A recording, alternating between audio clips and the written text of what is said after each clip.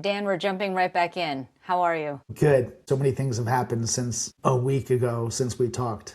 So many things. When we're recording this, Davos has just wrapped up, and I wanted to play for you this one quote that I thought you in particular would get a kick out of. It's from Julie Sweet, and she speaks for herself. Here we go. We will inspire people and we will run companies with people, and they will have a greater technology landscape. But we need to completely change the narrative to inspire people to paint the future. It is human in the lead, not human in the loop.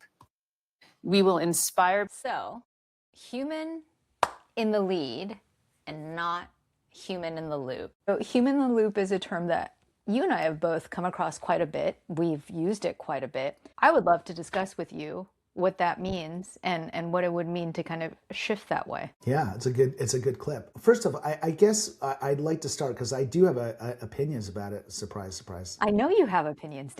No, I have no opinion. But like, what would you define? Okay, so let's distinguish the difference. Like, what would you say is the old school, as in last year, human in the loop? Like, what do you think that the definition of that is? First of all, I so appreciate you saying that it's old school when like AI years is like dog years. What do I think it means? So human in the loop, the humans are notified in the midst of action, in the midst of something as sort of a debrief where we're kind of in the trenches, right? We're kind of in the same level. Whereas honestly, human in the lead, that hits a little bit differently. Human in the loop, which I've been talking about probably for the past year or so, is more of that. It's the place where you should be monitoring or having some interaction with AI and don't give up everything to AI, right? I mean, at the least. And I think, we can get into what I think she's calling out as this distinction, which I really think is worthwhile. But I think that, let's just going back in a very short period of time, those dog years that you talked about, is that a lot of AI started out as automations. So automations are kind of a self-running thing, right? And so if it's a self-running thing, well, why would you need to have anybody touch it, right? And so I think that the human in the loop language came out, which I'm guilty of using, because it was about adding that person back into that mix. And even I will tell you specifically that, like, I used to do a lot of stuff on make.com, like, which is a Zapier, Make, An automation platform. Yeah, exactly. And they built in, which was amazing at the time, they built in a function called the human in the loop node, which would allow you to visit something, an automation, and it would ring you up and tell you, well, what is your opinion? And then you could put that into the mix. And that was literally a step along the way. And it was considered, and this was like less than a year ago, it was considered pretty like touchstone amazing, because it would build that in. And I think that, so it was I think that the human in the loop came from automations, because if you left an automation running, then why would you ever need to have a human? I think that she's clearly speaking about much more than that. And so that's probably what we would be talking about. Yeah, you bring up a valid point, because I think most people kind of convolute automations, AI automations, and what we're seeing now with truly agentic AI. And the human in the loop, I appreciate its value, but it almost seems like an afterthought, again, where it's like, we're going to go do a thing, we'll keep you in the loop, right? You're almost like sort of a separate party. And that shift of loop to lead suddenly then puts to the forefront for me this idea of agency. Agency not in like a group agency, creative agency sense, but agency really in this idea of like autonomy. And like anyone who's had any sort of like deep personal development conversation with ChatGPT has probably heard the terms like autonomy, like sovereignty, all of these things where essentially being in the lead and suddenly being in charge and actually having sort of more control, understanding, and purview, that becomes the shift rather than staying informed. There's that RACI chart, right? Like, Yeah. Are you responsible, accountable, consulted, or informed? And it's almost like human in the loop, the way that most people seem to encounter it, or at least the way that it's talked about in the media, is almost as if, in the RACI chart, we are the I, actually, rather than, the R, the A, and the C, or all the things. I completely agree. I think that I think we're going to have to get there.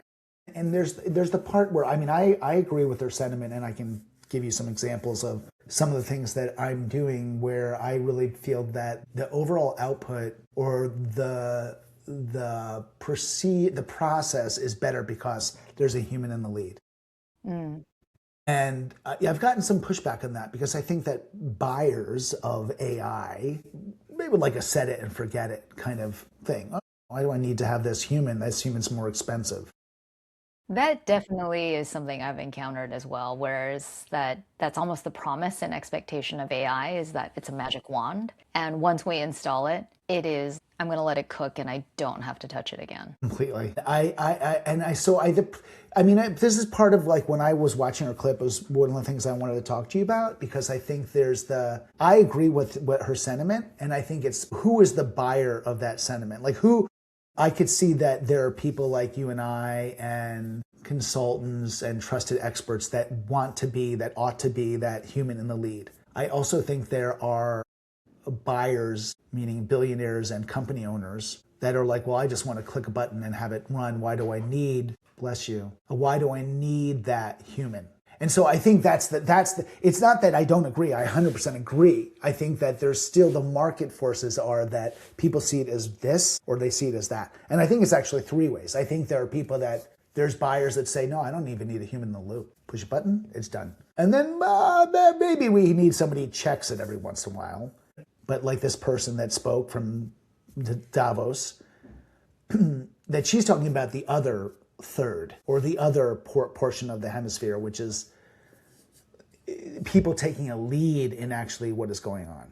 What's your thoughts on that? Do you think that slices that way or do you think it's more one thing or the other? I don't quite know where I land yet. I think it's certainly appealing, I think, to people like you and me and AI practitioners like you and me who do constantly advocate for not just agency, but vigilance when we are working with this technology because, yeah, it can do incredible things, but it can also pose a lot of risks and threats if sort of run unchecked. This idea of taking the lead to me signals more responsibility, not just agency, the way that she says it, but it's like, we're going to have to own the outputs of this. We're going to have to own the construction of this, whatever this is, right, for your team and for your business. And to do that, on one hand, it should signal job security for us to be like, great, like we're still necessary, right? We have not been rendered obsolete, right? And I think the prevailing sentiment is what our mutual colleague Alvaro says is fear of being rendered obsolete, fear of being obsolete, FOBO, right? Yeah. And here she's suddenly saying like, there's no chance of FOBO because really it's human in the lead. Yet at the same time, I think what you've just said to me is that you and I have encountered a lot of behavior in the wild, and part of it is a result of marketing of AI and AI solutions, which is that why do I have to take responsibility for it? I am paying for the AI. I am paying for you AI consultants, right, to come do this stuff. Why do I have to put forth sort of the effort and the labor to orchestrate, strategize out or build this thing? And that's the one thing that I wanted to ask you about in terms of that tension that we see, where on one hand, there's this big narrative around being obsolete, right, in the age of AI, and that very big existential fear as, people with careers. Yet at the same time, we see a lot of people who don't want to take ownership for a lot of things and are very ready to delegate not just the tedious stuff, but a lot of things to the AI. Obviously, I have thoughts on that. But what's been your experience? I mean, is this a common enough tension? Is this something like, for us, it sounds great, but does it land for those other folks that you were talking about earlier, who are just sort of ready to kind of set it and forget it? I mean, I think the thing is that, and I think that this year is going to be a little bit of a tell. I think that there's tension because I think there's still a lot of buyers that are saying, oh, I just set it and forget it. I just want a system. The year being 2026, the year of agentic The AI. year, right, where there's a reckoning. And I think that the reckoning, and I'll give you an example in a second, has happened for some major industries, but it's still not happened widely. So, like, I lean into the idea of what she's saying, human in the lead. I think there's a lot of value, and we can talk about that. But I do think the market, and I mean like the buyers of AI solutions or the buyers of AI consulting, are to a very large degree kind of looking to get that limited push button kind of functionality because they think they've been sold on this thing. They've been sold on this idea, right? And I don't necessarily agree. And I think that there's some of what, it is possible that stuff is available. I also think that AI is best done as transformative for your business, for people's businesses, when you integrate it in your culture, and your culture means people. And so it's a mix of like automations and human in the loop and human in the lead. I think that's what actually works. I'll give you an example of stuff that I've seen and stuff that I'm looking at. Like, I've done work in healthcare related stuff, and I've talked with a lot of healthcare organization type folks who even like doctors organizations, where these folks are starting to use AI more and more. Right? And whether they like it or not, I mean, they're being told they need to. No human wants to go to a robot for a doctor. Nobody wants to have a robot touch them or evaluate them. But there are systems now that are able to do a lot of the very rote analysis and reporting that companies are beginning to really heavily invest in. And the question is, how much of the human, i.e. the doctor, will have to weigh in? Are they going to be out of the loop completely, which is the push button automation? I doubt it. Are they going to be in the loop where they're just checking it, or are they going to be in the lead? And I would suggest in those cases that if you had the best, most premium care, they're in the lead. And for the lower level stuff, they're in the loop or not at all. And the thing that I think in that particular spectrum of that type of service, like that model, like the medical model, the healthcare model, is they're probably in the loop because there's a liability, right? Like, if it could just be automated and no doctor ever saw it, I am sure some business person will say, well, they never have to see it. And that will be that business decision. And I don't think any of those doctors will miss that drudgery paperwork. But I think in the loop is where you're like, no, I better actually have a human being that's going to view this and check it and see, because I don't want to get sued. Yeah. And I think in the lead is where we all want things to be as patients and human beings, is that we actually want a doctor actively monitoring and working with AI to like help get a better prognosis or diagnosis or treatment plan or evaluation, and we want our doctor to be involved. We want them to be leading it. And so I know this is a lot of talk, but imagine like the old model without AI was the doctor had to laboriously spend all the time reviewing your charts and stuff like that. And the future model of in the lead is you have a doctor that's now culturally given the access to tools that allow them to lead because they have something that helps do a deeper dive analysis, a deeper dive diagnosis. And then they're coming back armed with this thing, and they're still the human that you want to deal with. And so that's human in the lead. I would say that we're going to see slices of stuff. Yeah. I would argue there's even room for both. Like, healthcare is a prime example of that, because yes, there's that relationship and that experience between the patient and the practitioner, the caregiver. But we exist in the United States where healthcare is a huge business, and there are many mechanisms, right, that make it run, that I see a benefit of, people say like people won't talk to a robot or AI for healthcare.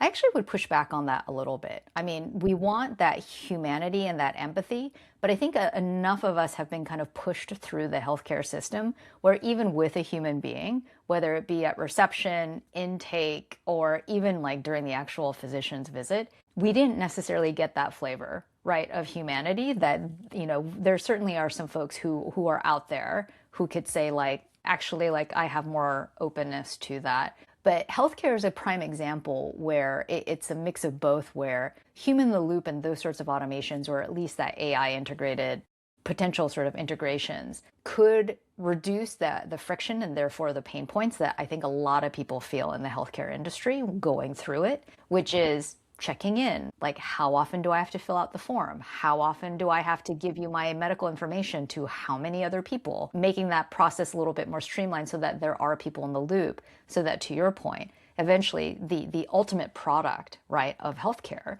which is interacting with your doctor and getting your doctor's like FaceTime and expertise. I think that's a really great example you bring up of where sort of both definitions can certainly apply, because human in the lead is something where, gosh, I mean, maybe this is where it's leading to for me, thought-wise, is that, human in the lead is something that maybe it's not even necessarily to preserve, but something to kind of reinsert, right, into how we work because of bureaucracy or just sort of workload that necessarily hasn't been possible, right, as much or as frequently. But I wonder though, like with human in the lead, how then do we as humans work with the AI to stay in the lead? Right? Because the other narrative, the other thing that we hear is that how powerful the AI is, how smart the AI is, which, I mean, smart in the sense that it is generative, has access to a lot of information, can compress a lot of information, yada, yada.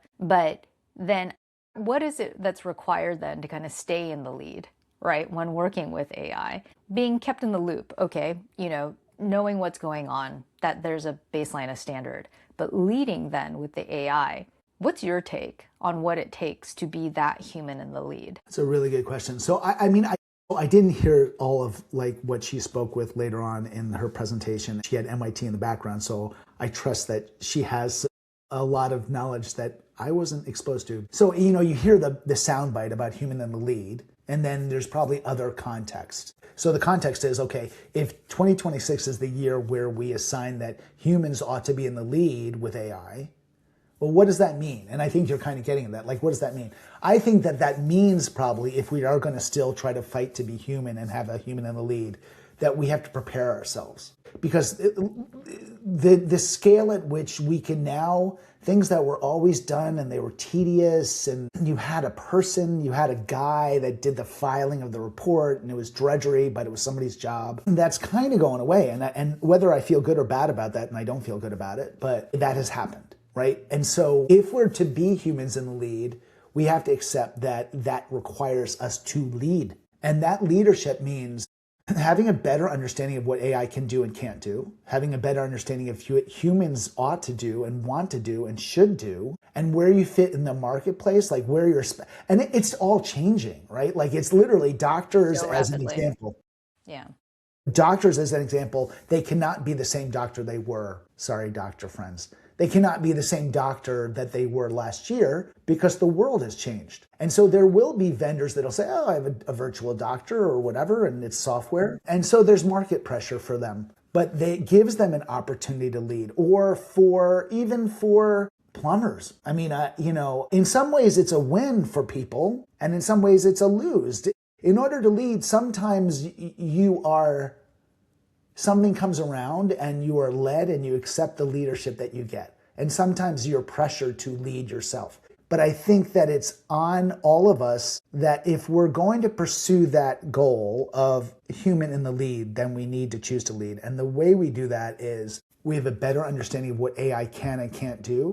And that's constantly changing. And we have a better understanding of what we bring to the job or the role and how we can amplify those things and where the difference lies. So in a very positive way, as long as you want to lead, as long as people want to lead, I think it's a good thing. I'm concerned about the people that don't. I think there's a lot of people that just go like, I just want to show up. I just want to show up, go to work, collect my paycheck. And I'm concerned. Right. And that's what I meant about, human in the lead, not necessarily being about preservation, right, of what people are actually doing, but it may be like human in the loop or, the direction AI was going. It's now going to be, to your point, like doctors aren't just going to have to be the same that they were 10 years ago, right?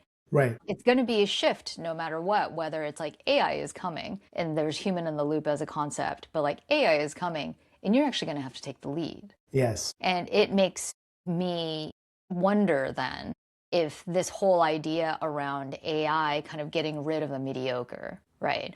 Nate Jones talks about this a lot, where it's like, the tedious work or like a lot of these tasks, or even mediocre in terms of like work and output quality. If AI is good enough and like, human good enough is now like therefore pushed down the scale to like mediocre.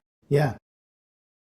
What she says gives me hope, but at the same time, I'm kind of holding a place going like, okay, so if humans are in the lead, what does it mean to lead? And does this mean like standards are going up, right? So those folks who are like, I just want to phone it in. I wonder what it means for them. I mean, obviously this quote is like, by the time we're talking about it, is only like 12 hours old. So who knows how it's going to shake out. But I mean, it's a loaded term. It's very aspirational. But at the same time, like I think there's quote unquote a threat there because it's a shift. It's a change. Right. Well, think about the stage she's on. She's on with world leaders, right? I mean, the World Economic Forum, right? Right. I mean, she's at Davos, so she's talking to, CEOs and billionaires. And I think it's a great place that she's talking, because those are the folks that need to be sold on this idea. It's not so much you or I that need to be sold on it, or the average workers, that if those investors and billionaire class can have that idea, and then they're going to say, you're right, maybe we need to have those leaders. Now, let's go find them, right? And the problem is that I believe still market forces, there are going to be a lot of people like, I just want to show up. And I do feel badly for those people, because the world has changed very quickly. I'll give you a quick little funny anecdote. I used to work with a guy, I'm sure he's retired by now, a guy named Len. I'm not going to say his last name. And Len was this funny little guy. And he was like a temp that used to come in and do digital with us at a place I worked. And we really liked Len, and we couldn't figure out what Len did. And so, because he did a little bit of this and a little bit of that, and we talked to Len about it because we were concerned. And Len said, and I'm not going to do his voice, because he had a funny kind of affect to his voice, he said, I show up, and that should be good enough. And that was many years ago, but I always have to say, for the lens of the world, I would say you're toast. Oh, it's like that scene in Office Space when the consultants arrive and say, what exactly would you say that you do here, Bob? Yeah. But he owned it. He owned it. It was funny to us because this was post Office Space. We all saw that movie, and then you're like, he's the embodiment of that which was supposed to be funny, and he was serious about it, and he was making a living, fairly handsome, being that Office Space kind of inside joke. And we're like, wow. Just showing up. That's enough. Just showing up. And I have to say, and I imagine he's retired by now, that I have fear for those folks, because I don't think they're leading. I think they're showing up. So I don't want to misrepresent things. I think the question is, if she's able to convey, and there's this buy-in by the investor class, billionaire class, it's upon us who want to lead to figure out how to lead. And I would say that answer is much of the stuff that you and I are already doing, but I don't think necessarily everyone's doing, which is figure out your stuff, figure out what you can do, and then lean into both sides, meaning figure out what these systems can do and what they do well and don't do well, and figure out what human beings do well and they don't do well. What I appreciate what this quote does is offer kind of a shift in the perspective. And, she even mentioned trying to kind of shift the narrative or the marketing behind AI is this, and she's trying to give something meaningful to that audience in particular. And it's such a short and concise statement, but just like, the previous version, there's so much sort of baked in there, and you and I could go off so deeply in so many directions.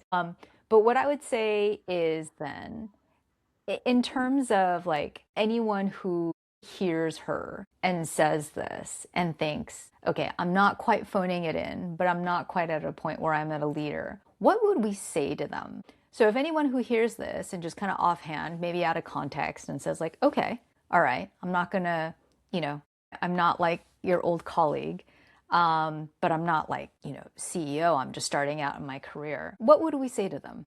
Well, there's two things. I'll tell you. So I was saying to you before we got on the call that my son just went back to college, and he's going to graduate hopefully soon. And we were earlier this morning, we were talking about the Amazon layoffs, right? They just apparently laid off 16,000 people. And that's a sad thing. And I presume that these were probably fairly decent jobs. And I said to him that, I don't expect that you would want to work for Amazon, but whatever you decide that you should do, push on the human quotient, push on where your humanity breaks through. I can teach you AI. I can teach you AI, and I do, but I would go for the human quotient. I mean, I said that to my son. I would probably say that to people here, but how you do that's going to be different for every job, right? If you're working in an organization where there's not a strong need for a human quotient, meaning you're the human in the lead, right? Let's say you want to lead, and you have done AI work and stuff, but there's not a need for a human in the lead role. What's the advice? I would say go find another job, because if you're in a place where they are in the process of cutting back and they don't want the human lead, then if you are, it's not going to work out. I don't think. All right. So fish where there's fish. But as far as like, what could you do is like, I would say, yes, you should do the two things I said before, which is amplify your humanity and amplify your awareness of what AI can do. What would you recommend?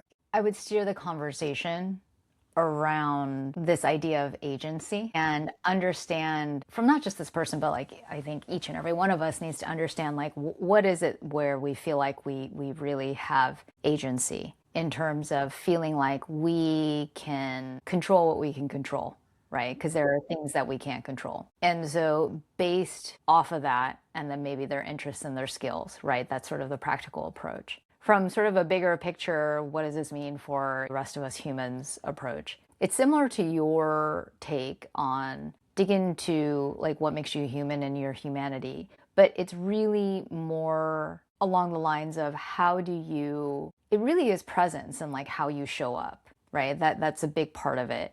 Whether it is to like this sort of like, impasse of like, what does it mean for human in the lead versus human in the loop, or like in a job situation, or even as scary as it is to think of a scenario that just even goes beyond, I would say, like traditional job markets. We think about human in the lead based off of like job families, org charts, and roles. I would almost say like how much of an appetite do you have to take it even farther to be the human in the lead in something that's outside of that structure? Can you be the human in the lead in terms of a different way of earning a living, making money and revenue? Because I imagine that the introduction of this technology, yes, for now in the short term, like we'll see, is kind of being adopted by like these very big companies, and like, we're seeing the fallout of that. But I also imagine that there's some leverage to be had by people who kind of fit that human in the lead sort of tenacity or growth mindset, and that will probably fare you better than just trying to fit into